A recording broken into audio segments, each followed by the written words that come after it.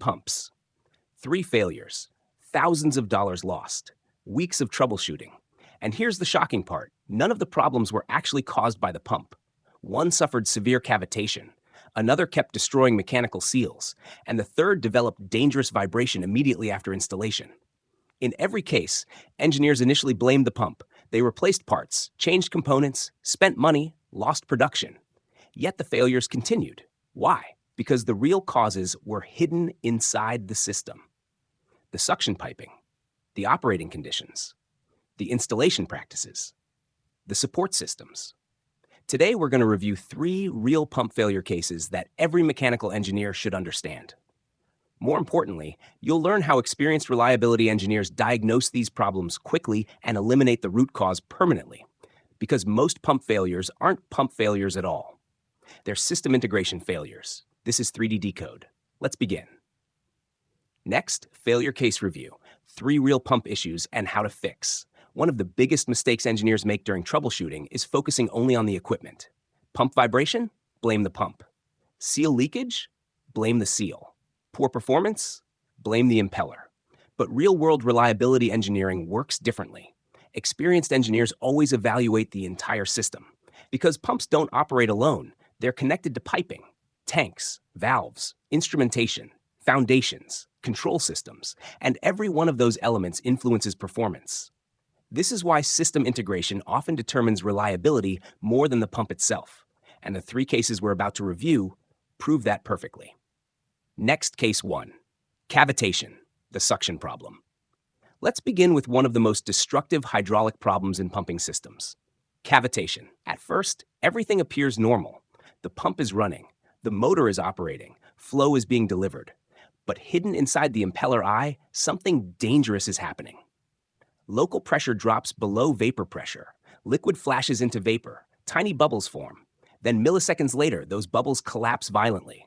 And when they collapse, they release enormous energy. Think of millions of microscopic explosions occurring continuously inside the pump. Those collapses attack metal surfaces, create vibration, reduce efficiency, and eventually destroy the impeller. But here's the important lesson. The pump didn't create the problem. The suction system did. What you see, cavitation symptoms. Cavitation has a very recognizable personality, and experienced operators often identify it before instruments do. The first clue is sound, a gravel-like noise, almost like rocks tumbling inside the casing. Many engineers describe it as marbles bouncing around inside the pump. Next comes pressure instability. Discharge pressure fluctuates, flow becomes inconsistent. Control systems struggle to maintain stable operation. Then comes vibration. And unlike mechanical imbalance, cavitation vibration usually increases as flow increases. Finally, physical evidence appears. The impeller develops pitting, erosion, crater-like damage near the eye. And here's something interesting. Many engineers discover cavitation only after seeing impeller damage. But by then, the problem has already existed for months. The real goal is identifying it before physical damage occurs. Next root cause, insufficient NPSHA. Now let's discuss the actual root cause. Insufficient NPSHA, net positive suction head available. This represents the pressure available at the pump inlet above vapor pressure. When NPSHA drops below NPSHR, cavitation begins. Several conditions can cause this. Low tank levels reduce static head. Higher liquid temperatures increase vapor pressure. Excessive suction losses consume available pressure. And plugged strainers create major restrictions. Imagine trying to breathe through a clogged filter. The harder you pull, the more difficult it becomes. The same thing happens inside a pump suction system. Restrictions reduce pressure, and reduced pressure increases cavitation risk. This is why NPSH calculations are so important during pump selection and system design. Next, field diagnostics, confirming cavitation. Now let's walk through the diagnostic process. The first step is checking suction pressure. Compare actual pressure to design values. If pressure is consistently low, that's a major clue. Next, check the strainer differential pressure. A dirty strainer creates suction restrictions, and restrictions reduce NPSHA. Then perform a simple flow test. Slightly throttle the discharge valve. Reduce flow. If noise decreases, vibration improves, and pressure stabilizes, cavitation is confirmed. Why? Because lower flow reduces NPSHR, and restoring NPSH margin immediately improves performance. This simple field test has solved countless troubleshooting mysteries. Next, corrective actions. Eliminating cavitation. Once cavitation is confirmed, the focus shifts toward increasing NPSHA. The simplest solution is raising tank level. More liquid above the pump means more suction pressure. Reducing suction lift also helps. Moving the pump closer to the source vessel increases available pressure. Next comes suction piping optimization. Larger pipe diameters, long radius elbows, fewer restrictions, clean strainers, all reduce suction losses. Lowering liquid temperature may also help, because lower vapor pressure increases NPSH margin. And when system modifications aren't possible, pump modifications may be required. Lower NPSHR pumps, reduce speed, boosters, or inducer-equipped impellers. The key lesson? Fix the suction system, not just the damaged impeller. Next case 2, repeating seal failures, not a seal problem. Now let's move to another classic reliability challenge, repeated seal failures. This scenario frustrates maintenance teams everywhere. A seal fails, the seal is replaced. A few weeks later, it fails again. The cycle repeats, again, and again, and again. At some point, people begin blaming seal quality. But here's the reality. Repeated seal failures are rarely seal problems. They're system problems. The seal is simply reacting to a hostile environment. And until that environment changes, every replacement seal faces the same fate. Next, symptoms and root causes. The symptoms usually appear quickly. Leakage begins within days or weeks. Seal faces show burns, cracks, heat damage, and failures often occur alongside vibration or elevated temperatures.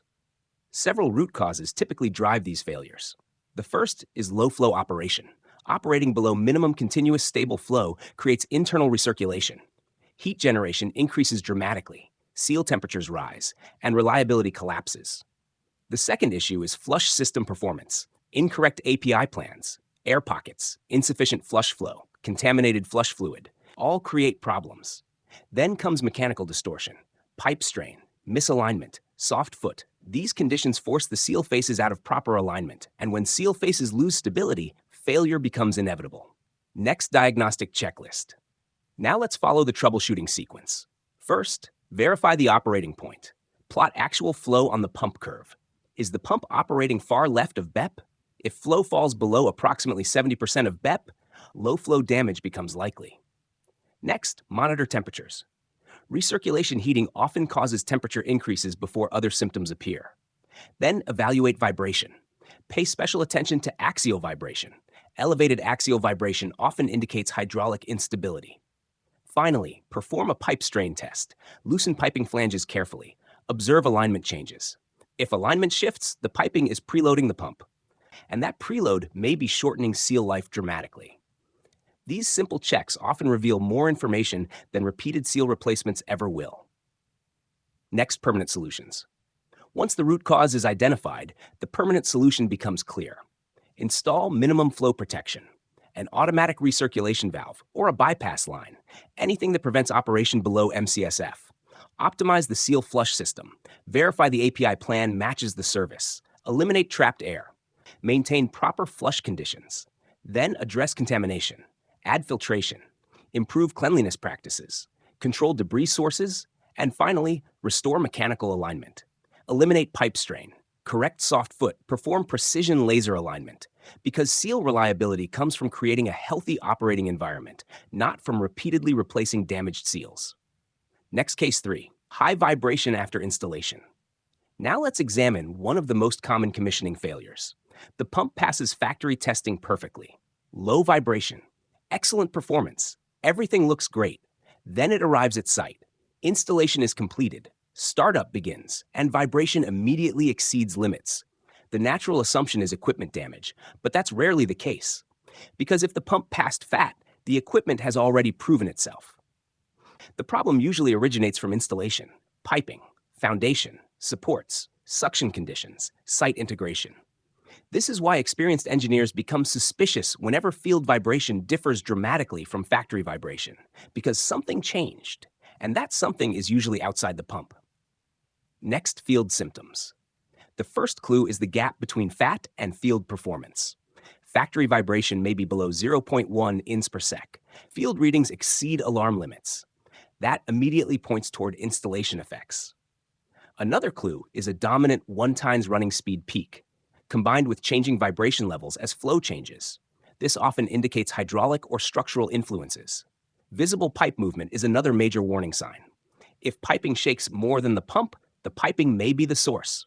Loose support clamps, moving pipe spans, support failures all point toward a system integration issue rather than an equipment defect. And this distinction is critical because replacing the pump won't solve an installation problem. Next, root causes explained. Let's look at the most common causes. The first is pipe strain. Improper support arrangements transfer loads directly into the pump casing. Those loads distort the machine. Alignment shifts, bearing loads increase, and vibration follows. The second cause is poor suction geometry. An elbow installed directly before the suction nozzle creates swirling flow.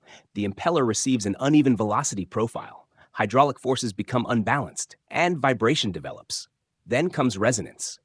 Long unsupported spans create natural frequencies near operating frequencies.